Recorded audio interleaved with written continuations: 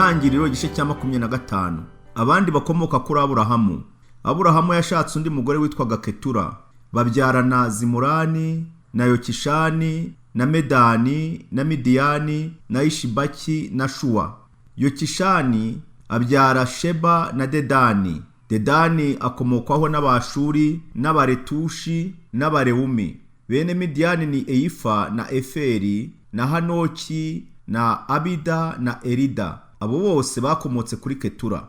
Aburahamu yaraze Izaki ibyo yaratunze byose, ariko abana b'inshoreke nabo yari yarabahaye Minani akiriho, abohereza gutura mu karere k'iburasirazuba kugira ngo batandukane na Izaki. Urupfu rwa Aburahamu. Aburahamu yaramye imyaka 175. Yashaje neza, ageza mu zabukuru, hanyuma aratabaruka. Abahungu be Izaki na Ishimayeli bamushyingura muri bwa buvumo bw'Imakipera buri mu murima wahoze ari uwa Efuroni mwene Sohari w'Umuheti. Uwo murima uri hafi y'Imamure, ukaba ari wa wundi Aburahamu yari yaraguze n'Abaheti. Aho niho Aburahamu n'umugore we Sara bashyinguwe. Aburahamu amaze gupfa, Imana iha umugisha umuhungu we Izaki. Izaki yari atuye hafi y'iriba rya Nyirubuzima undeba. Abakomoka kuri Ishimayeli. Dore abakomoka kuri Ishimayeli wo Hagari umunyamisirikazi umuja wa Sara yabyaranye na Aburahamu. Ngaya amazina y'abahungu ba Ishimayeli uko bakurikirana. Imfura ye ni Nebayoti, agakurikirwa na Kedari na Diberi na Mibusamu na Mishuma na Duma na Masa na Hadadi na Tema na Yeturi na Nafishi na Kedema. Abo bene Ishimayeli babaye basekuruza w'amoko 12. Ni nabo bitiriwe aho bari batuye n'aho bari babambye amahema. Ishimayeli yabayeho imyaka 157 hanyuma natabaruka. Abishimayeli bari batuye mu ntara iri hagati ya Havira na Shuru, mu burasirazuba bwa Misiri ugana Ashuru. Batuye ahitaruye abandi bakomoka kuri Aburahamu. Ivuka rya Ezawu na Yakobo. Dore amateka Izaki mwene Aburahamu. Izaki yamaze imyaka 40 avutse, arongora Rebeka umukobwa wa Betuweli w'Umunyasiriya wo mu majyaruguru ya Mesopotamiya, akaba mushiki wa Labani w'Umunyasiriya. Rebeka yari ingumba, maze Izaki atakambira Uhoraho. Uhoraho aramwumva. Rebeka asama inda y'impanga. Abana bataravuka yumva baragundagurana, aribaza ati ibi ni ibiki? Nibwo agiye kubaza Uhoraho ibyo ari byo. Uhoraho aramusubiza ati inda yawe irimo impanga, hazaturukamo amoko abiri atumvikana. Ubwoko bumwe buzarusha ubundi gukomera, Gakuru azaba umugaragu wa Gato. Igihe kigeze Rebeka abyara impanga. Gakuru avuka ajya gutukura, afite ubwoya bwinshi ku mubiri wose, bamwita Ezawu. Hakurikiraho Gato, avuka afashe agatsinsino ka Ezawu, bamwita Yakobo. Icyo gihe Izaki yari amaze imyaka 60 avutse. Ezawu agurisha ubutware bwe. Abo bahungu barakura. Ezawu aba umuhigi kabuhariwe wirirwa ku gasozi. Yakobo we yari umuntu utuje wirirwa imuhira.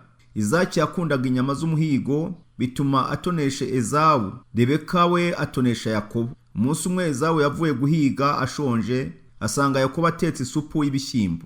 Aramubwira ati ndashonje cyane, mpa kuri iyo supu itukura utetse. Icyo cyatumye bamuhimba Edomu. Yakobo aramusubiza ati banza umpe ubutware bwawe bw'umwana w'imfura. Ezawu aramubwira ati ese ko ngiye kwicwa n'inzara, ubwo butware buzamarira iki? Yakobo aramubwira ati ngaho rahira ko umuhaye ubutware bwawe. Nuko Ezawu ararahira, agurisha Yakobo ubutware bwe. Yakobo aha Ezawu umugati n'isupu y'ibishyimbo. Ezawu ararya, aranywa, arangije aragenda. Uko niko Ezawu yasuzuguye ubutware bwe bw'umwana w'imfura.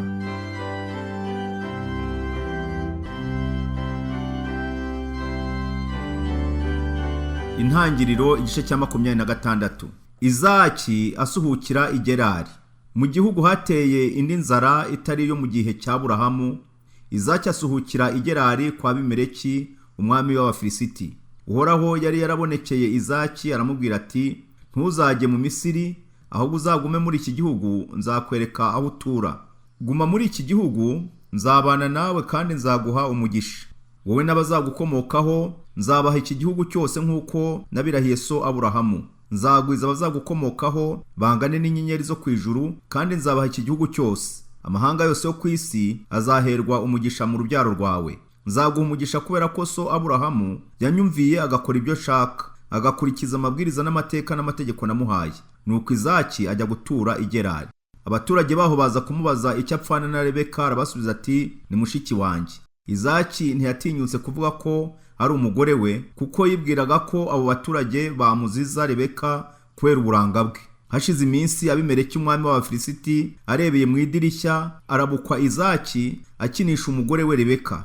Abimeleki atumiza Izaki aramubaza ati kuki watubeshye ngo Rebeka ni mushiki wawe, none bikaba bigaragara ko ari umugore wawe? Izaki aramusubiza ati natinyaga ko bamunziza. Abimeleki aramubwira ati waraduhemukiye.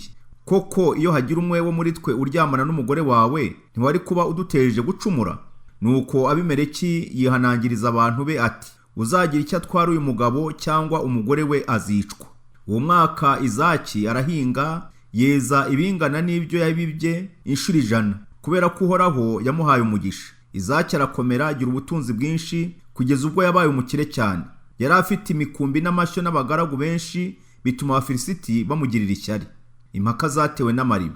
Amariba yose abagaragu ba Aburahamu bari barafukuye akiriho, Abafilisiti barayasibye bayuzuzamo ibitaka. Abimeleki abwira Izaki ati jya gutura ahandi kuko umaze gukomera cyane. Nuko Izaki arimuka, ashinga amahema mu kibaya cy'Igerari, asibuza amariba yafukuye se akiriho, amwe Abafilisiti bari barasibye Aburahamu amaze gupfa, ayita nk'uko se yari yarayise. Abagaragu ba Izaki bafukura muri icyo kibaya, bahasanga iriba ry'amazi adudubiza. Abashumba b'Igerari babwira ba Izaki bati ayo mazi ni ayacu. Bityo baratongana bagira impaka, nicyo cyatumye Izaki yita iryo riba Eseki. Bafukura irindi riba naryo bararitonganira, nicyo cyatumye Izaki aryita Sitina. Naho arahava afukura irindi riba, ryo ntibaritonganira, aryita Rehoboti, kuko yavugaga ati noneho Uhoraho adushyize ahagutse tuzahatungira. Hashize igihe avayo ajya i Berisheba. Iryo joro Uhoraho aramubonekera aramubwira ati ndi Imana ya so Aburahamu, witinya kuko ndi kumwe nawe. Nzaguha umugisha ngwize abazagukomokaho, mbigiriye umugaragu wanjye Aburahamu. Izaki ahubaka urutambiro, aramya Uhoraho, ahashinga amahema n'abagaragu be bahafukura iriba. Izaki agirana n'Abimeleki isezerano ry'amahoro. Abimeleki n'umujyanama we Ahuzati n'umutware w'ingabo ze Pikori bava i Gerari bajya kubonana na Izaki. Izaki arababaza ati muzanywe n'iki kundeba kandi mwaranyanze mukamenesha?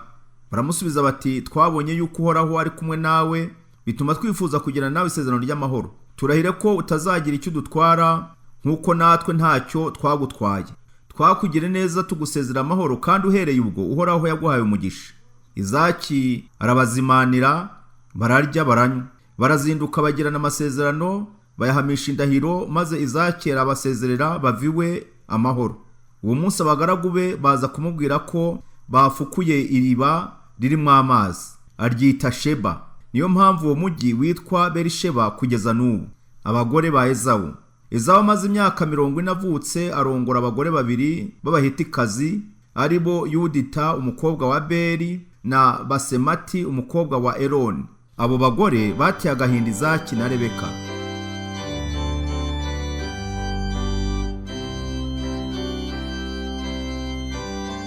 Intangiriro igice cya 27.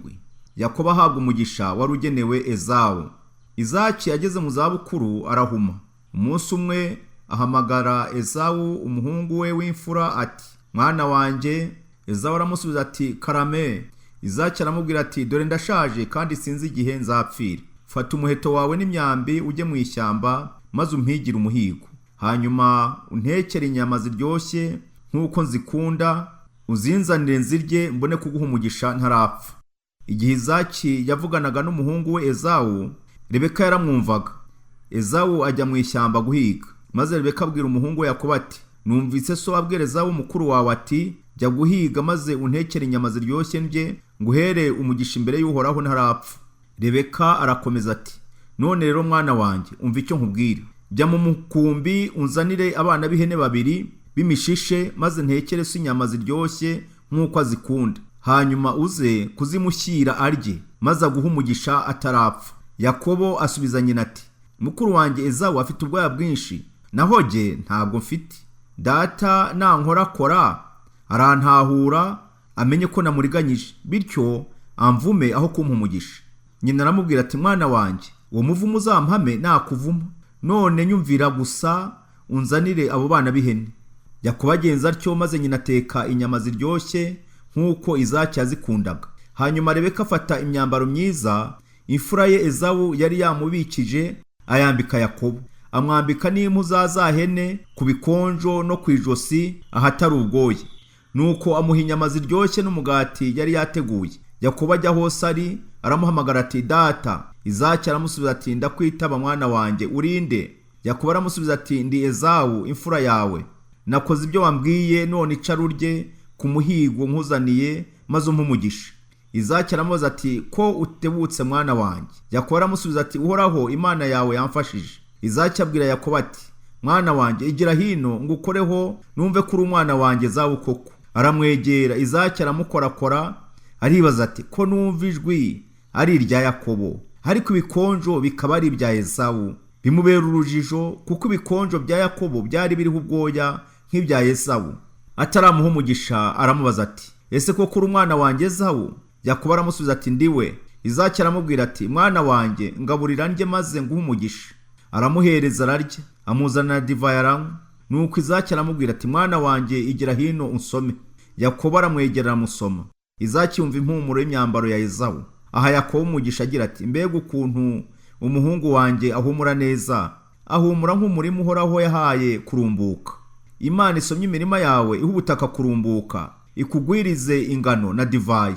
Andi moko uzayategeke, andi mahanga azagupfukamire. Abavandimwe bawe uzabatware, bene nyoko bazagupfukamire. Abazakuvuma bazavumwe, abazagusabira umugisha bazahabwa umugisha. Ezawu atakambira se ngo amuhe umugisha. Ubwo Yakobo yasohokaga amaze guhabwa umugisha na Izaki, nibwo umuvandimwe we Ezawu yavuye guhiga.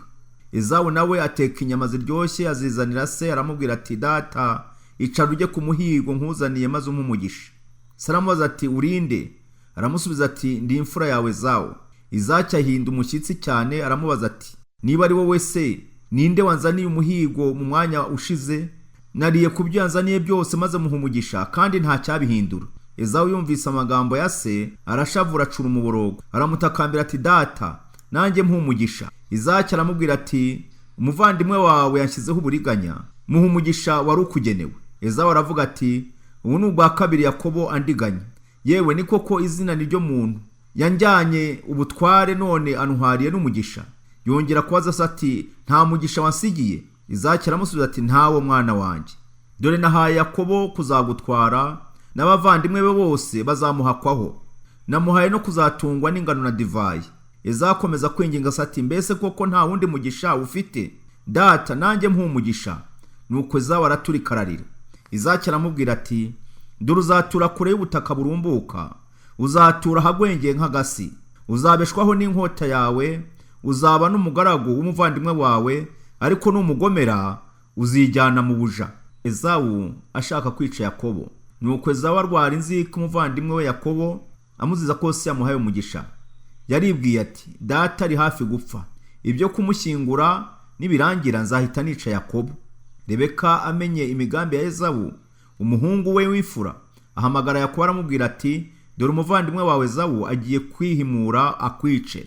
None mwana wanjye, umva icyo nkubwira, hungira kwa musaza wanjye Labani utuye i Harani. Uzabugumyeyo kugeza igihe Ezawu azashirira uburakari, akibagirwa ibyo wamugiriye, nibwo nzagutumaho ugaruke. Sinifuza kubaburira icyarimwe. Izaki yohereza Yakobo kwa Labani.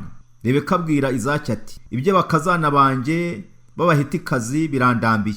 Yakobo nawe aramutse ashatse umugeni muri iki gihugu, agahinda ntikambeshaho.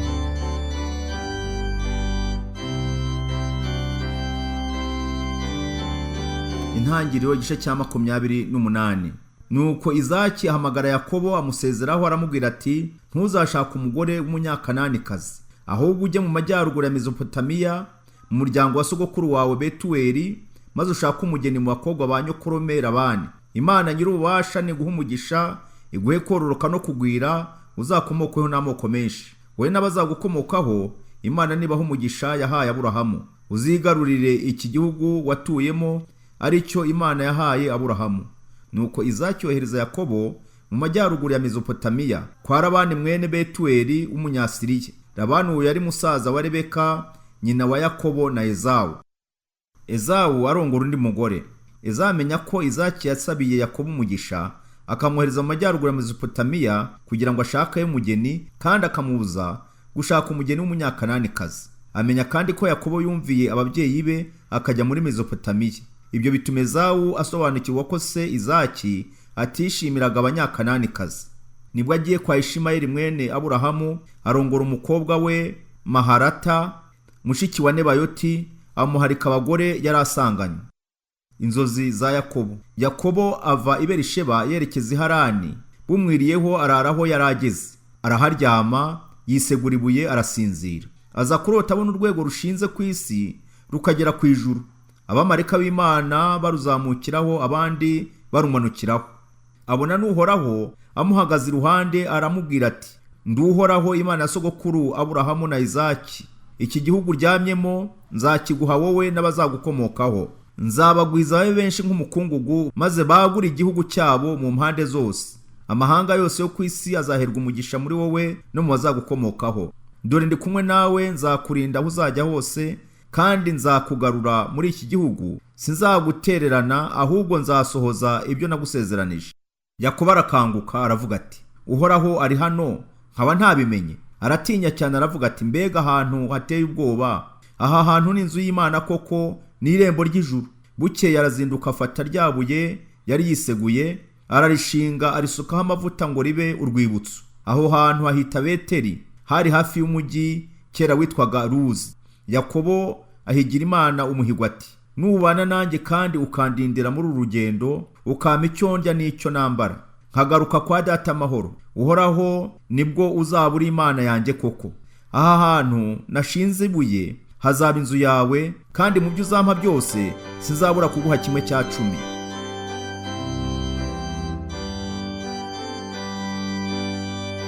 Intangiriro igice cya 29. Yakobo agera kwa Labani.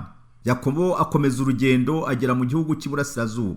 Aza kubona iriba riri mu misozi, hafi yaryo hari imikumbi 3 y'intama itegereje kuhirwa. Ariko iryo riba ryari ripfundikijwe ibuye rinini. Iyo amatungo yamaraga guteraniraho, bakuragaho iryo buye bakayuhira. Amatungo yakuka bagasubiza ibuye mu mwanya waryo. Yakobo abaza abashumba ati, nshuti zanjye, muri abahe? Baramusubiza bati, turabi Harani. Arabaza ati, ese Labani ukomoka kuri Nahori muramuzi? Baramusubiza bati, turamuzi. Yongera kubabaza ati, araho se? Baramusubiza bati, araho, ndetse n'umukobwa we Rasheli ashoye amatungo. Yakobo arabaza ati, ko mwabyagije amatungo hakiri kare, nimuyuhire, nakuka muyaragire. Baramusubiza bati, ntitwabikora kuko tugomba gutegereza ko amatungo yose ahagera, tukabona gukuraho ibuye tukayuhira. Yakobo akivugana nabo, Rasheli wari umushumba bagezaho ashoreye intama za se. Yakobo abonye Rasheli umukobwa wa nyirarume Labani ashoreye intama za se, ajya kwiriba akuraho ibuye yuhira intama za nyirarume Labani. Hanyuma ahobera Rasheli, maze umunezero umutera kurira. Niko kubwira Rasheli ati, ndi mwishywa wa so, mama ni Rebeka. Nuko Rasheli ariruka abibwira se. Labani yumvise ko mwishywa we Yakobo yaje, arihuta ajya kumusanganira, aramuhobera, aramusoma, amujyana iwe. Yakobo amubwira ibyamubayeho byose. Nuko Labani aramubwira ati, nukuri uri amaraso yanjye. Yakobo arongora Leya na Rasheli. Yakobo ahamaze ukwezi, Labani aramubwira ati, si byiza ko wankorera ku busa nubwo uri mwene wacu, none mbwira icyo ushaka ko nzaguhemba. Labani yari afite abakobwa babiri, umukuru witwaga Leya, muto akitwa Rasheli. Leya yari afite amaso meza, Rasheli we yari ateye neza kandi afite uburanga.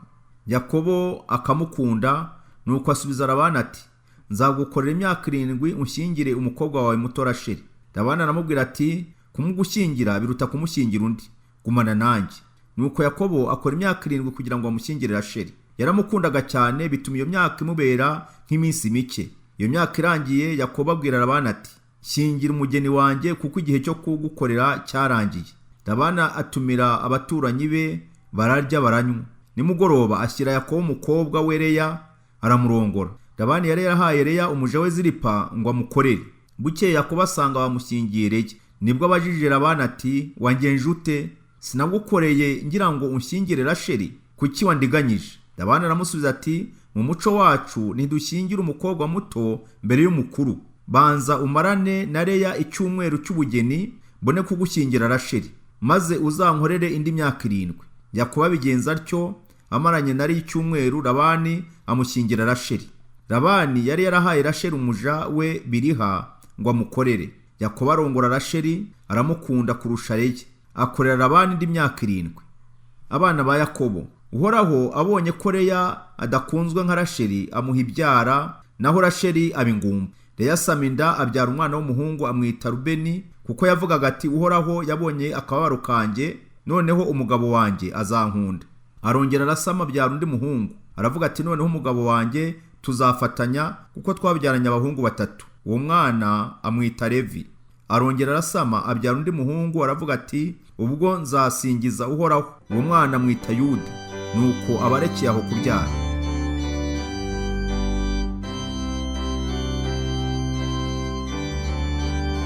Intangiriro igice cya 30. Rasheli abonye atabyaye agira mukuru w'ishyari, abwira Yakobo ati, mpa abana, nutabampa ndapfa. Yakobo arakara Rasheli, aramubwira ati, mbese nige wabibaza? Imana siyo yakwimye ibyara? Rasheli aramubwira ati, ryamana n'umuja wanjye Biliha, azambyarira akana, nibura nzabe umubyeyi nk'abandi. Amuha umuja we Biliha ngo amugire inshoreke. Yakobo amutera inda, babyarana umwana w'umuhungu. Rasheli aravuga ati, Imana yumvise gusenga kwanjye, irandenganura, impa umwana. Uwo mwana amwita Dani. Biliha umuja wa Rasheli arongera arasama, abyara umuhungu wa 2. Rasheli aravuga ati, narwanye inkundura na mukuru wanjye, none ndatsinze. Uwo mwana amwita Nafutali.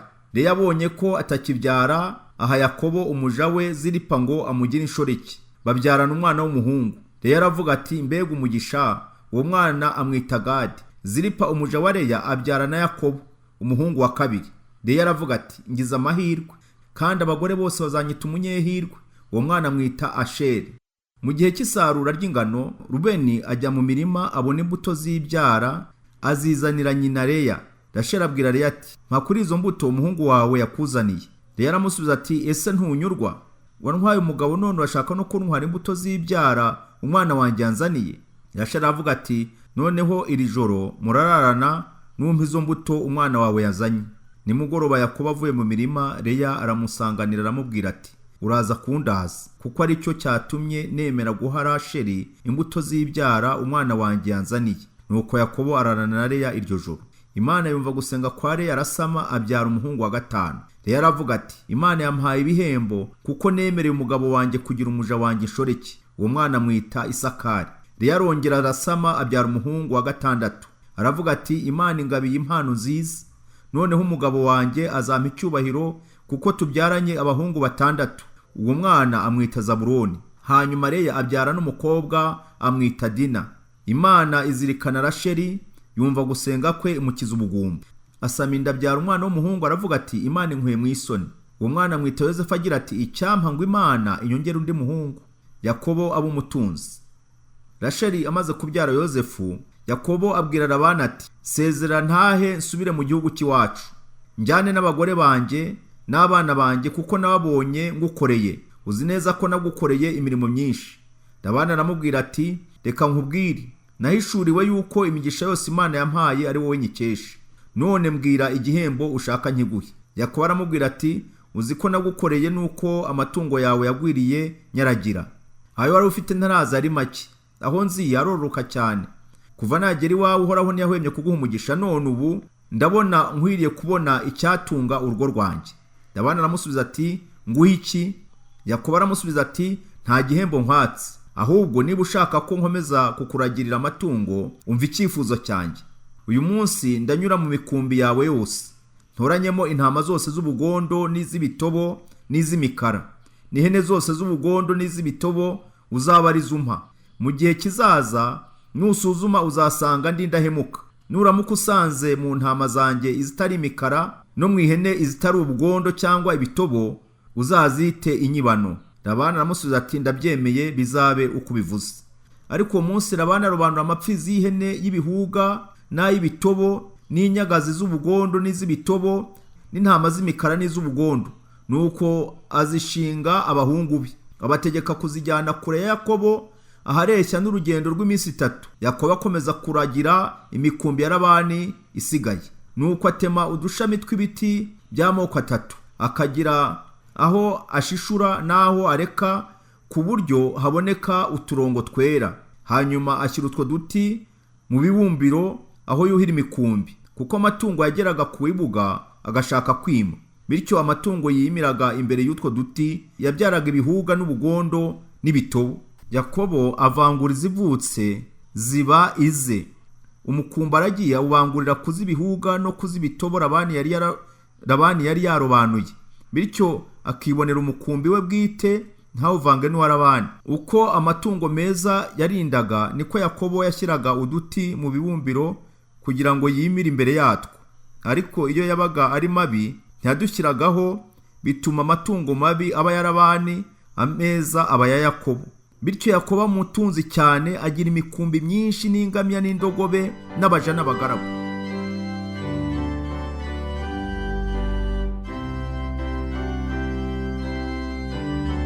Nyuma yo gusomera hamwe ibi bice 6 uhereye mu gitabo cy'intangiriro igice cya 25 kugeza ku gice cya 30, subiza ibibazo bikurikira. Ikibazo cya mbere: nyuma y'urupfu rwa Sara, Aburahamu yashatse undi mugore, vuga izina rye. Ikibazo cya kabiri: Aburahamu yaramye imyaka ingahe? Ikibazo cya gatatu: ni bande bafatanyije gushyingura Aburahamu? Ikibazo cya kane: Aburahamu yashyinguwe ahitwa ngo iki? Ikibazo cya gatanu: vuga abana bagiranye amakimbirane bakiri mu nda y'umubyeyi wabo. Muri abo bana ninde utarahaga agaciro ibya mwuka?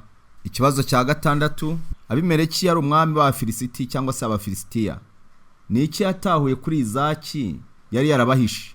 Ikibazo cya karindwi: iyo Izaki yahingaga, umusaruro we wazaga wikubye inshuro zingahe ugereranyije n'ibyo yabibye? Ikibazo cya munani: ninde wariganyije umugisha wundi? Ikibazo cya 9: izina Beteli ryavuye he?